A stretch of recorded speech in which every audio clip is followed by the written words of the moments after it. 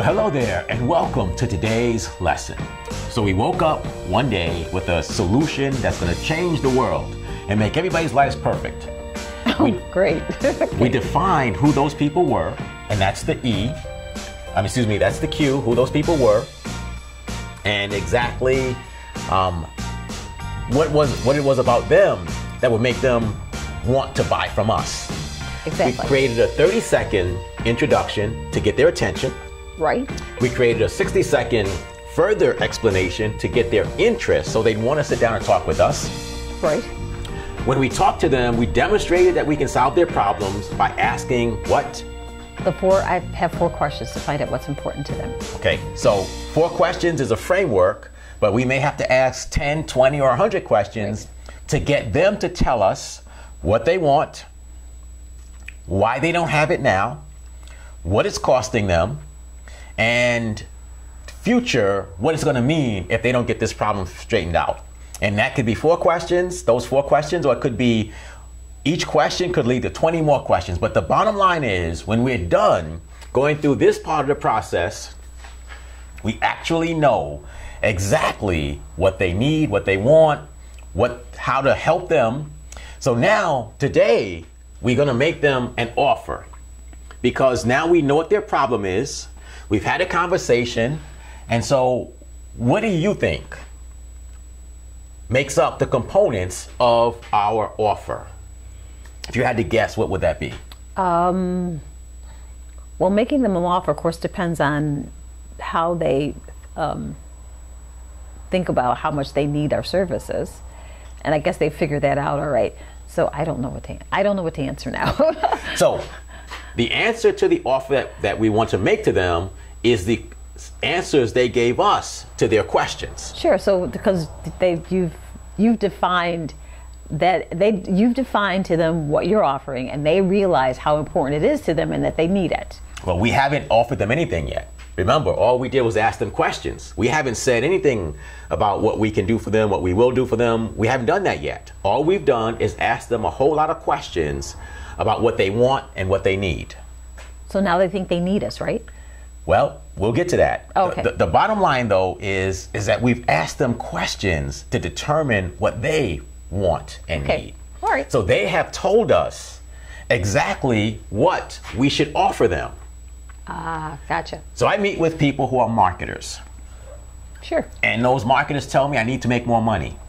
Why don't you make enough money now? Well, because I don't talk to enough people. Why don't you talk to enough people? Well, because I'm fearful, I'm hesitant, I'm doubtful. Whatever it is they tell me, that becomes the contents of my offer. So I would look at them when I make them an offer and I would say, you told me you needed to make more money. Correct. You told me that making more money was important because it was going to affect you in your marriage, it was going to affect your children's college education, it was going to affect your ability to stay in business, it was going to affect your ability to help other people. You told me all that. Self-confidence, all those things you told me. You also told me that the reason you don't make enough money now is because you don't talk to enough people. Right. And you talk to the wrong people. Okay. You also told me that the reason that you don't talk to enough people is because you're fearful. Because you wonder if they're going to say yes. You wonder if they're going to take you seriously. So, based on everything that you told me, this is what I'd like to show you. I'd like to demonstrate for you what it would be like to work with me. Does that be okay? Sure. Yes. Okay. Yes. So what I've done is I basically fed back to them all the reasons that they should want to hire me, because they've told me their needs, their wants, their struggles, their problems. Now, their fears. A part of it is that I know in my heart that I can help someone with that problem. Right. I know in my heart I can help someone develop a formula and a strategy for better marketing. The one thing I know in my heart I can't do, and this is an ethical issue I'm trying to raise for you, is I can't take a product that sucks and help them be successful at that. So I don't claim that you say you can help everybody simply because they tell you what their problems are. Well, you have to be real. I mean. Well, but I have to say that. There are people who will tell you, if you use this process, can con people, can get people's money for something they can't do. And I'm challenging you and you to be ethical and only make an offer if you truly can help them with what their real problem is. I'm challenging that. I'm saying that up front. But once they tell you what they need and what they want, now you can make them an offer saying, okay, I will help you do this and I will help you do that. And here's how we work together. We meet once a week. We meet however it is that you work with your clients to solve their problem. You tell them that, and then you tell them how much it costs. And that is the offer. That's how you make them an offer. Now, in a 10-minute video, which these are supposed to be average, even if it's 15 minutes, I can't go over step by step every word, every scenario, which is why what you do in between lessons becomes so important. So you've got this person that you're talking to, and they are the type of person you want to do business with, and they should want to do business with you. You've gotten their attention, you've created interest, you asked questions to find out exactly what they want, and now in this part of the program, you're defining back to them what they said they wanted, needed, and you're saying, here's how I'm going to work with you. Right. Whether it's virtually, whether it's over the telephone, whether it's a once a month, once a week, once a day conversation, whether you're going to make a plan, whatever it is, that is what you prescribe for them, and you tell them how much it costs for that service. Exactly. And then after you tell them all of that, what do? You make them an offer. Well, you just made them an offer. You just made them an offer. Okay. After you tell them all the details. I hate to tell you, I was thinking about one of my clients and how I was going to work with them, and all of this information, and my mind just went away. Okay. So the answer to the question is, once you tell them the price, once you tell them the details, once you tell them how you're going to help them, you shut up. Oh, well, that was easy.